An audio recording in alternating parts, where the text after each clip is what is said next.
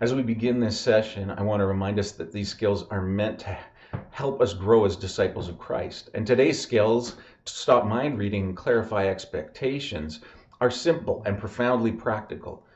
They're based on the ninth commandment in Exodus 20, verse 19, you shall not bear false witness against your neighbor.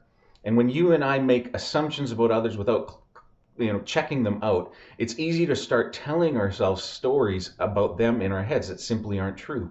We're bearing false witness in our thoughts against our neighbor, and this can be really damaging to relationships. The first skill, stop mind reading, is to clarify what another person is thinking rather than assuming that we know. It's a skill that can be used anywhere, anytime, that we become aware that we're making an assumption about someone that we haven't tested out. And you might, think, why would you call it stop mind reading? Because in the, Bible, in the witchcraft in the Old Testament, God condemned it. But that's why we do that. We want to stop mind reading. An example in my own life is that, when I would come home from work and I would have a day off, I used to want to sit and relax, maybe watch a movie. But in my head, I was thinking about Lisa, who's really driven and highly productive, and she gets things done. So I would think, I have to use every spare moment of my time to get things done. And if I don't, she'll be frustrated with me. When I finally learned the skill, I asked her, I said, Lisa, can I have permission to read your mind? She said, okay, I think that you think if I relax on my day off that I'm a sloucher, I'm lazy, and you'll get frustrated. Is that true? And of course, it wasn't true at all. And she didn't mind if I took some time to relax. I was talking with another person a few years ago, and he was making assumptions about his lead pastor. He told me he assumed his boss was hiding stuff from him and trying to force him out. And I knew the lead pastor, and it wasn't consistent with his character, so I asked my friend to just be honest with his lead pastor and talk to him about it. After he used this skill with his pastor, it came to light that it was the exact opposite, and they're still working together to this day. Maybe the lead was stressed or fatigued and had shut down a little. Maybe my friend went in a different direction when something was said to him. He had begun to tell himself a narrative that wasn't true. The principle is simple. Never assume you know what another person is thinking or feeling.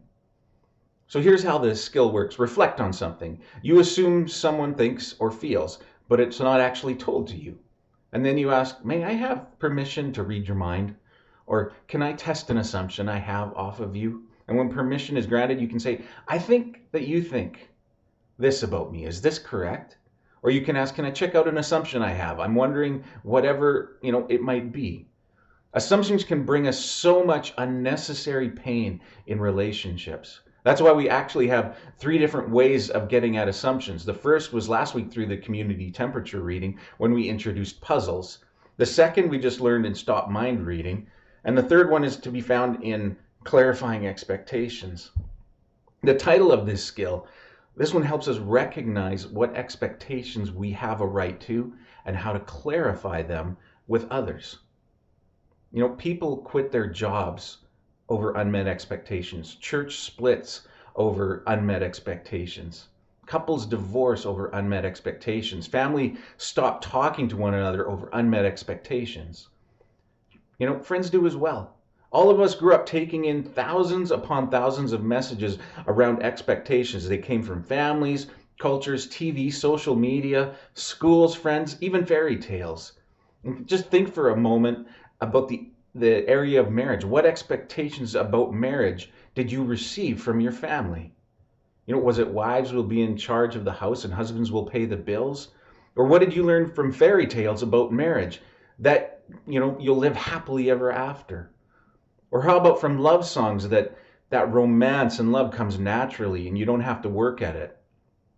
What about with your families and your families of origin and how you did holidays and what were the expectations around those? Here's a list of some expectations that we've collected from people about Christmas. We'll buy each other gifts of equal value every Christmas. Every Christmas, everyone will get along. No one will get out of hand. Every Christmas, children will be grateful and will behave. Or guests will bring food. Or everyone will help clean up.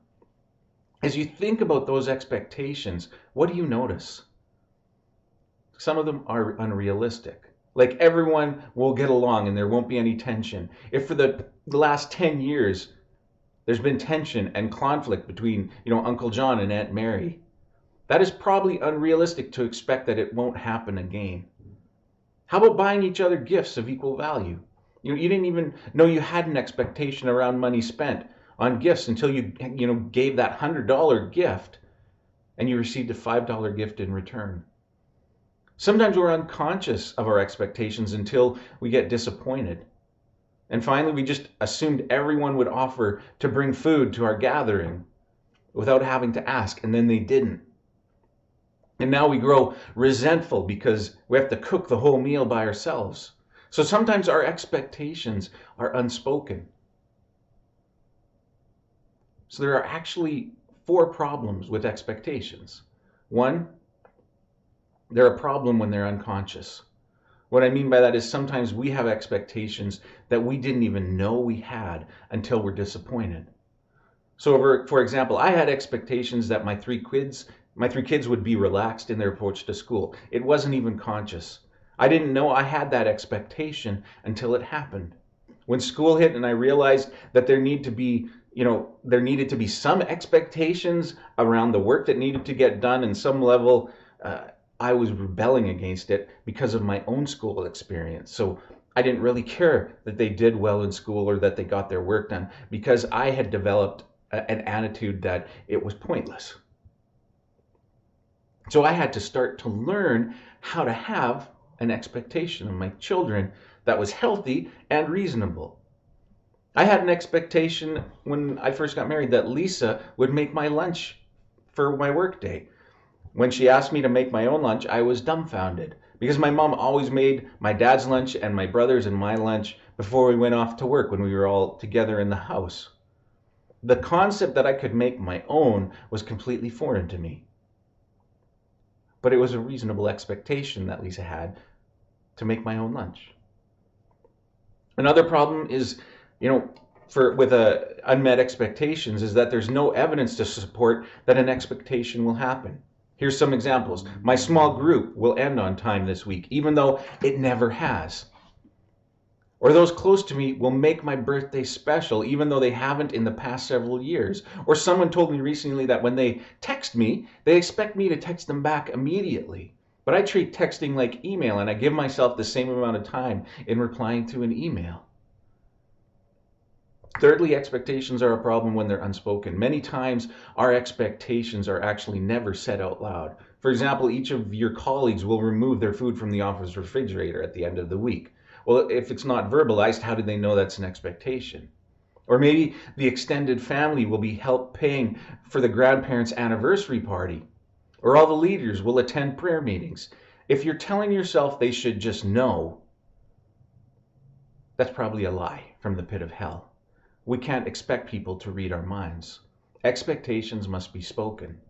And finally, expectations are a problem when they're not agreed upon. Very often, I have expectations of others that they never agreed to. Or people have expectations of me I never agreed to. Just because you invited your son and his girlfriend for dinner doesn't mean they will come or have to come. Just because you asked a friend for a ride doesn't mean they will do it or have to do it. I'd speak my expectations, personally, for instance, to volunteers to be at an event. Then I'd be shocked when only half of them came. I later realized that although I'd spoken my expectation to them by emailing them or phoning them, there actually had never been an agreement that they would come. Think with me for a moment of the countless expectations around workplaces. Things like overtime or coworkers' birthdays or who cleans out the staff refrigerator. How about home and family?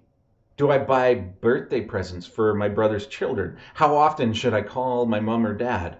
Do I go to the family Christmas party since I'm expected to? We even have expectations with neighbors about loud music after certain hours or barking dogs or teenagers. Friends taking food from the refrigerator without asking. We have expectations of churches. The pastor is going to return my phone call within 24 hours. The church will help me parent my teenage sons. Here's the million-dollar question. What expectations do we have a right to? And what expectations don't we have a right to? This skill helps us to distinguish between these two things. What's a valid expectation and what is an invalid expectation? And sometimes we don't even know we have an expectation until we're angry or disappointed. And that's why a lack of clarity about expectations can be like stepping on a landmine. Suddenly, you're in the midst of fallout and pain in a strange relationship. So let's be clear about what makes an expectation valid. There's 4 criteria. Number 1, an expectation must be conscious. That is, I have to be aware I have this expectation. Secondly, expectations have to be realistic. That means there has to be evidence to support that the expectation is reasonable of me or someone else. Either it's been done in the past or the person has the capacity and willingness to do it. And I want to make a special note here around realistic expectations. The reason this is so important is that unrealistic expectations are a leading cause of depression. So when it comes to work projects or ministry experiences or family gatherings, you have to really think about whether your expectation is realistic or not. Realistic expectations also depend on the relationship. If a friend relationship is new, there will be few expectations of each other because trust needs to be built. A new employee will have fewer expectations on them than a long-time employee because they need to get used to the environment and maybe go through some training first. A 25-year married couple can have more expectations of each other than a couple who's just been married because of the nature of the relationship. Just because we have expectations for ourselves and our behavior does not mean we can impose them on someone else. Thirdly, expectations have to be spoken. That means I have expressed the expectation clearly. And then finally, expectations must be agreed upon. The other person has agreed to the expectation by saying yes. So here's the principle. An expectation is only valid when mutually agreed upon.